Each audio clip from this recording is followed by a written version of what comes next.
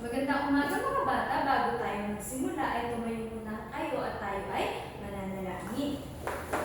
Mapagpala namin ang Diyos na makapangyarihan sa lahat na sa langit, Panginoon. Maraming salamat po sa araw na ito at ingatan niyo po kami, Panginoon, hanggang sa matapos po ang aming klase. Maraming salamat, Panginoon. Yun lang po ang samot dalangin sa Panginoon Jesus.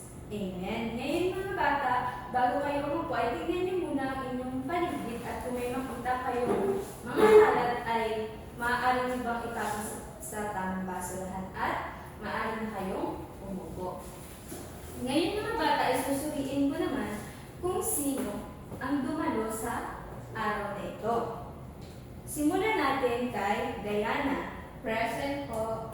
Angelica. Present, ma'am. Yan, magaling mga bata at walang liban sa araw na ito. Ngayon, dumako na tayo sa ating mga alituntunin.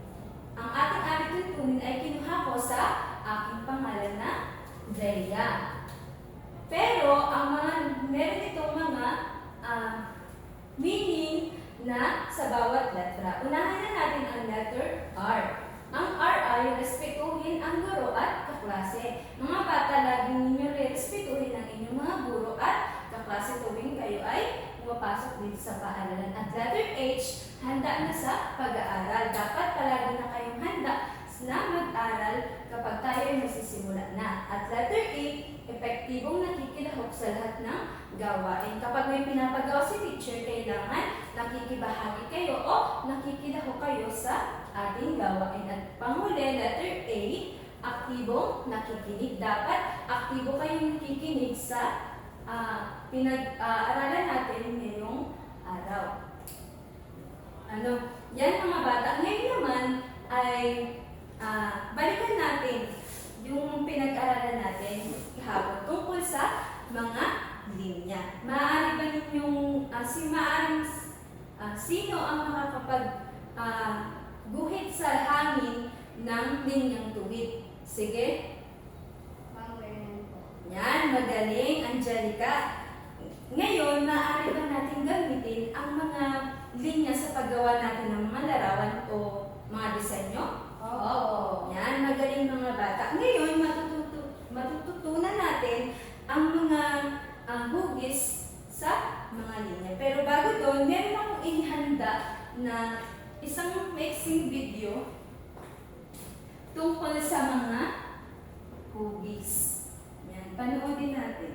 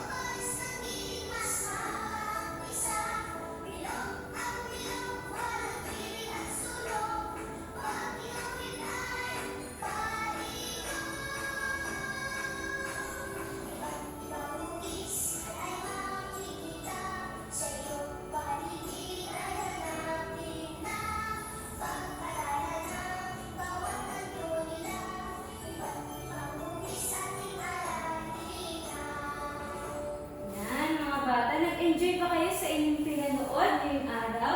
Opo. Mabuti naman kung gano'n mga bata. Ngayon ay dumako na ang ating pag-aaralan ay mga hugis.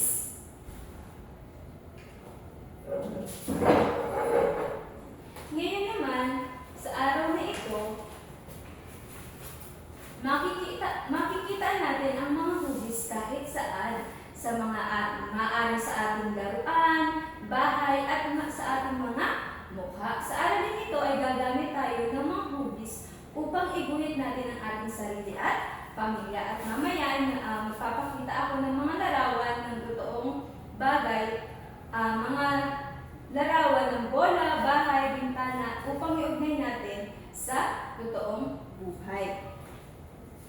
At ngayon naman ay magpapakita ako sa inyo ng mga larawan ng totoong bagay o at sasabihin lamang ninyo kung anong hugis ang mga ipapakita ko sa inyo. Maliwanag ba yan mga bata? Opo. Yan. Unang larawan ay ito. Ano kaya ang hugis ito? Bilog. Yan. Magaling mga bata. Sa tingin nyo, anong bagay kaya ito? Bola. Yan. Tama yan na ito ay bola. Ito naman pangalawa. Ano kaya ito? Anong tawag dito? Pinto. Yan eh. Malamang, syempre, meron kayong pinto sa ating mga tahanan. Sa tingin nyo, ano kaya ang hugis nito? Ma'am, parehaba po. Yan, magaling. Magaling, Angelica. Ngayon, pangatlo na tayo. Ano kaya ang tawag dito? Bubong po. Yan, magaling. At ano kaya ang hugis nito? Ma'am, tatsulok po. Yan, magaling ulit, Angelica. Ang hugis ng bubong ay tatsulok. At dako na tayo sa pang-apat. Ano kaya ito? Ma'am, parisukat.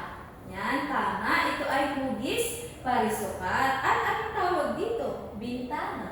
Yan, magaling. Magaling Diana. Ang tawag dito ay bintana. At panghuli natin ito. Ano kaya ito? Itlog. Favorite ko yan. Yan, magaling. Ito ay itlog. Favorite din ito na ng mga bata. Ang sa tingin ninyo, ano kaya ang hugis ito? Niluwag ma'am. Yan, binuhaba o balon. Nakakita rin ba kayo ng itlog? Opo. Yan, mabuti naman kung ganun. Ngayon, maraming salamat sa inyong mga bata at alam ninyo ang mga tawag doon at mga hugis ng totoong pinakita ko sa inyo. Ngayon, ipapakilala ko sa inyo at sasabihin ko kung anong ibig sabihin ng mga hugis na sinabi ninyo kanina. Ano kaya sa tingin niyo ulit ang hugis na ito? Bilog. Yan, tama, magaling. Ito ay hugis bilog. Ano kaya ang hugis bilog? Ito ay paikot at walang kanto sa gilid. Kaya kapag ginuhit natin ito ay paikot. Yan, magaling mga bata. Ito naman, ano kaya ang hugis ito? Parisukat. Yan, ito naman ay parisukat. Ang parisukat daw po ay may 4 na pantay na gilid at 4 na kanto. Ayun po kung mapapansin ninyo, yan po yun.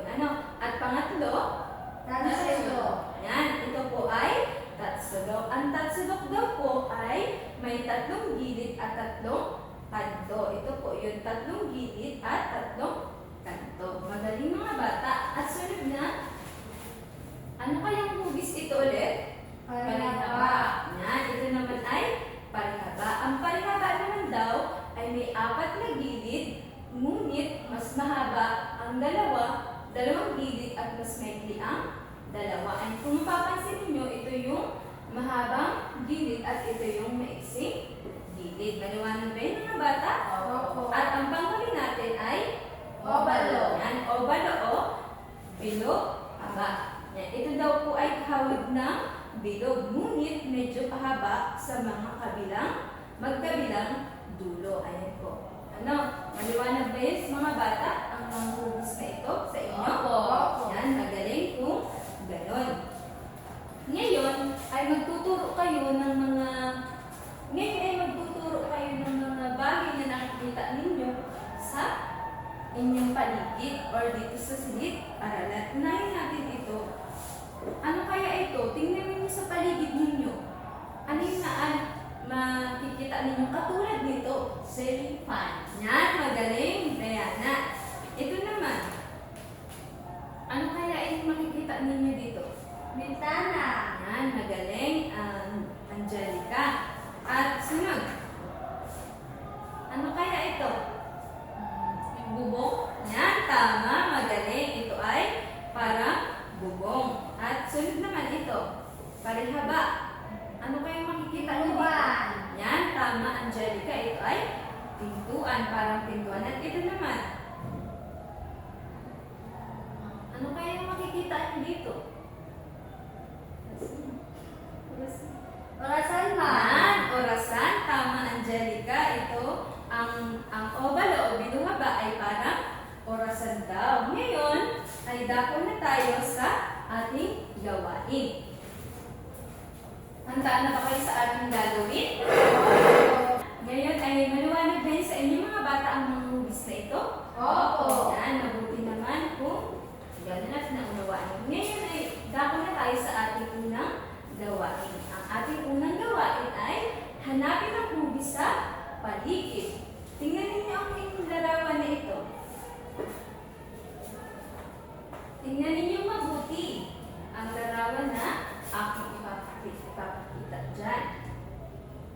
Yan. Ngayon, anong hugis ang nakita natin dito sa palaruan? Bilog. O yan. Yan, tama. Ano pa kaya? Ano ma'am, ng parehaba? Yan, parihaba. Itong slide at pinto. Ano pa kaya? Meron pa kaya mga hugis kayo nakita dyan?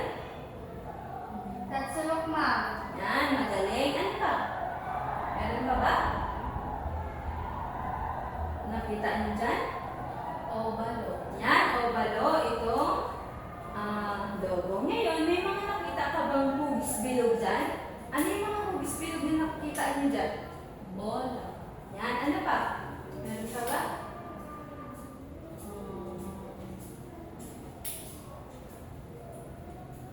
Ano pa yung mga nakita niyo dyan? Ulo.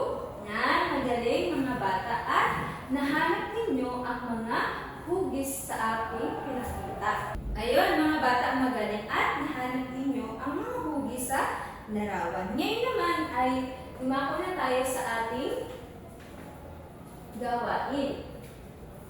Ayan. Napinamagatang ang aking pamilya sa mga hugis.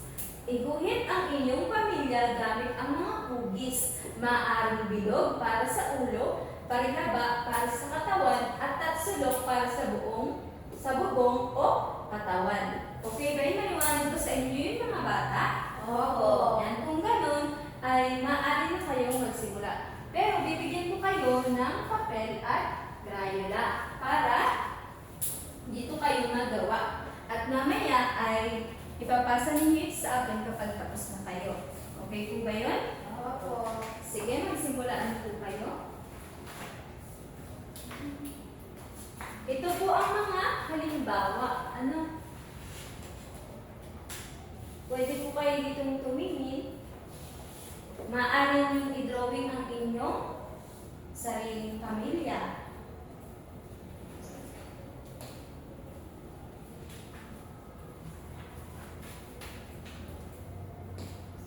Wow, ang ganda naman ng drawing ninyo.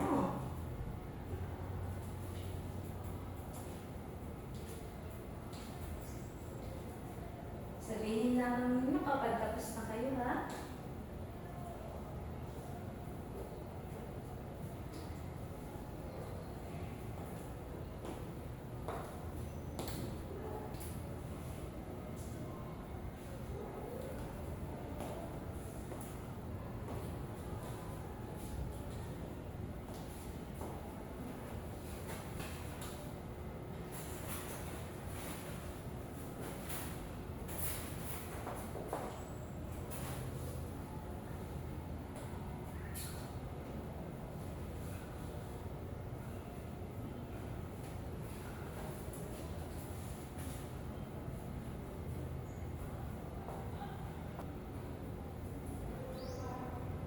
Natapos na ba kayo mga bata?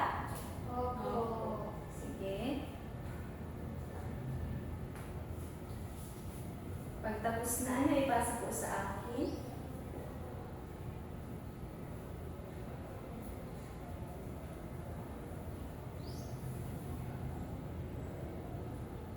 Tapos na. Yan, salamat. Tapos na si Ate Angelica. Anong gawa?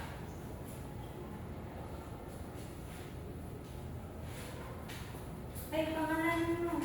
Pangalan mo. Yan, lagyan ko ng pangalan sa papel, ha?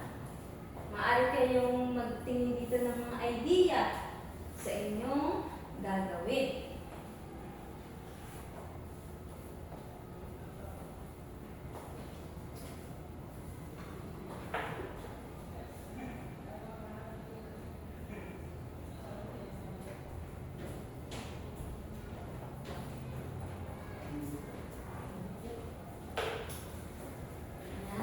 ba? Okay.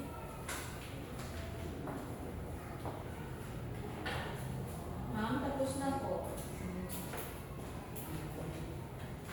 Salamat. At nag-enjoy ba kayo sa unang gawain natin ng inyong pamilya? Opo. Yan, magaling naman kung gano'n. Ngayon, ano ang mga ginamit ninyo na hugis para mabuuin ang inyong pamilya? O sige, Diana. Ma'am, ako po pareha ba para sa paa? Yan. Ano pa?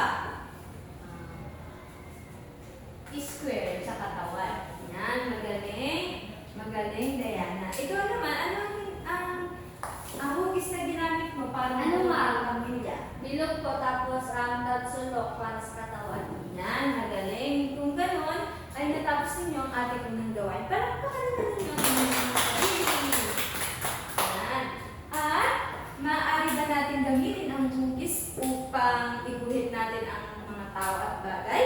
Opo po. Yan. Kapag pinagsama-sama natin ang mga hugis, ay makakagawa tayo ng mga bagay o tao. At maaaring ito ay magiging maganda ang ating disenyo. At bakit kaya mahalagang gamitin natin ang mga hugis, mga bata? Ma'am, mahalaga pong gamitin ang mga hugis kasi nakakatulong ito para maging maayos at maganda at balanse ang ating mga Yan, tama, Angelica. Mahalaga na gamitin natin ang mga hugis para maging maayos at maganda ang ating ginagawa o ang ating pagdidisenyo. Ano? Ngayon naman, ibig sabihin, ang makakakita tayo ng mga hugis sa ating paligid. Ano? Sa ating paligid, na sa ating laruan, damit, at sa ating paaralan. Ngayon, saan ba natin makikita ang mga hugis sa ating paligid? Sige, Diana. Sa laruan po, ma'am, yung bola, bilog. Yan, tama. Ano pa? Saan pa kaya ninyo makikita? Sa bahay po. Yan, sa bahay. Tama, mga bata, ang inyong mga obserbasyon. Tama. Kapag alam natin kung saan ang mga hugis, ay madali nating kilalanin at alamin ang mga bagay na yun. Ano? Ngayon naman, dumako na tayo sa ating huling gawain. Yan. Yan. Kunin ninyo ang inyong mga papel at dun kayo magsagot ng ating huling gawain. Yan. Ang atin ay tukuyin ang tamang sagot ayon sa panuto ng bawat bilang. Meron tayong letter A at letter B.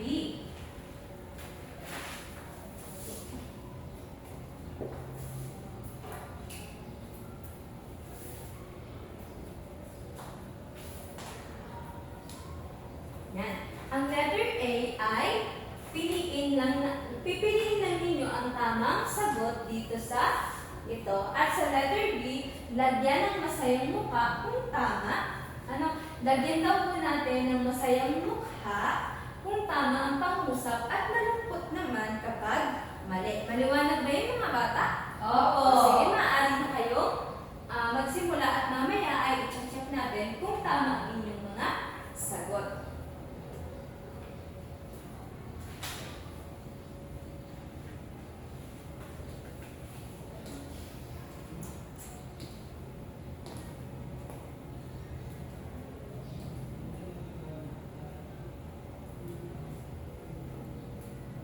Kapag may mga katanungan kayo mga bata sa ating gagawin, ay maaari ninyong tanungin.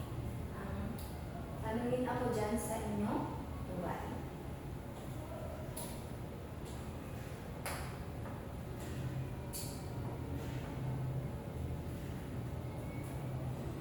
Tapos na po. Tapos na hanggang A and B? Opo. Sige. Sino pa hindi tapos?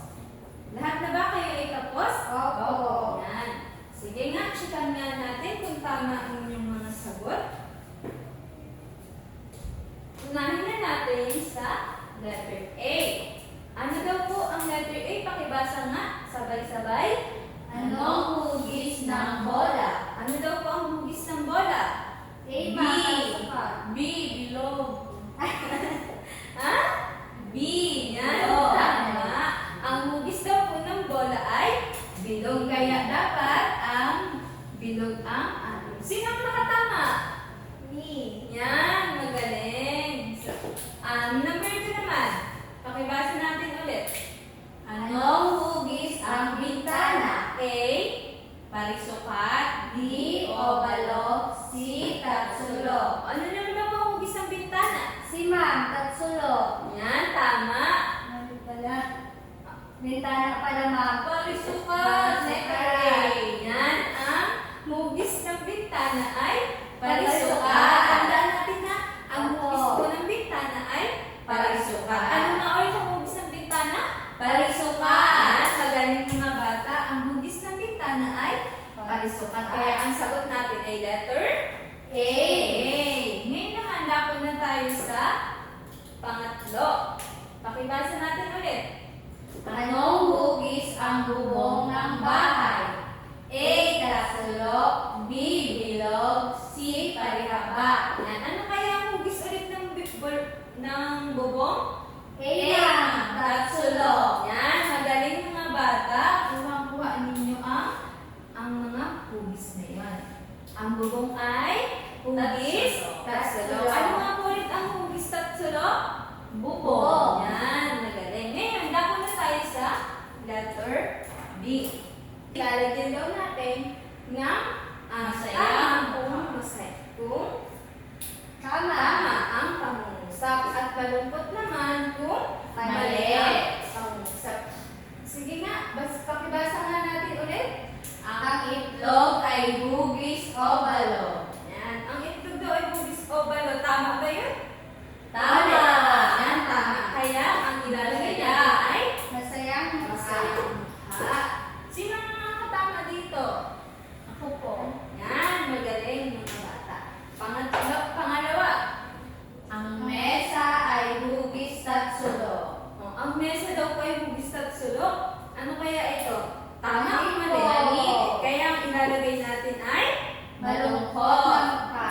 Yan, magaling mga bata, malungkot na mukha. Ano? Naunawaan niyo ba ang inyong mga ginawa? Tinalakay natin ngayong araw? Opo. Yan, magaling mga bata. At sino naman